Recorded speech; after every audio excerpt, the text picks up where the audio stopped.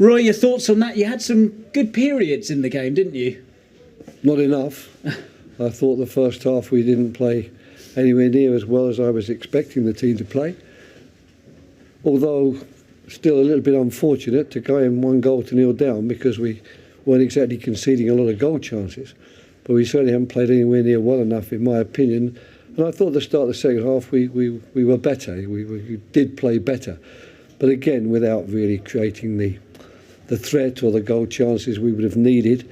And then unfortunately the game gets put to bed close to the end with a scrambled goal from a corner kick. But it was a game we were hoping for a lot from the team and hoping maybe to start some sort of revival, but it didn't happen today.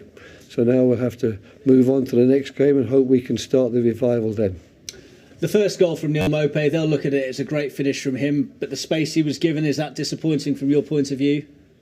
Well, not blocking the cross was disappointing because we've tried very hard to block crosses, and it was one of those strange crosses that seems to sort of wend its way across the penalty area, and then a finisher like Maupay finishes, I think, first time, and our defenders couldn't quite get to him. So it was a very good finish, and to be honest, it left his foot. I didn't actually see that one going into the goal, but it sure did.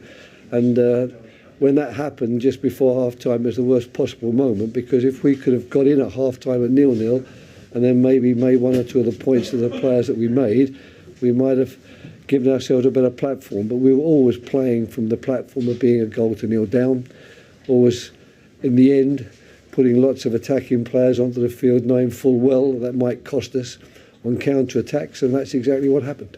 You started the second half pretty strongly. Ismail Assar obviously came on and he seemed to just give you that bit of added bite going forwards.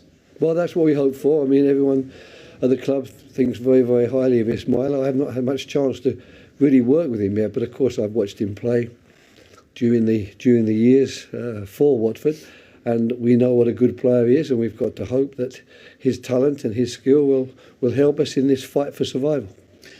It's a tough situation you find yourself in. The stats aren't great, but you've been here before. You've pulled a rabbit out of the hat before when it's been a relegation battle. That stands you in good stead, doesn't it, when the stats don't look great?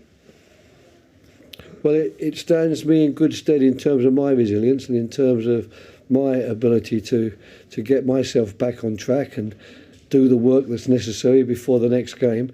But of course I need a group of players around me who will show the same resilience and show the same ability to come over the disappointments and get going again. And that's going to be our message to them. And I suppose I can, if I wanted to, point to passages in my past where it's worked. But the only people who are going to get us out of this situation are the players.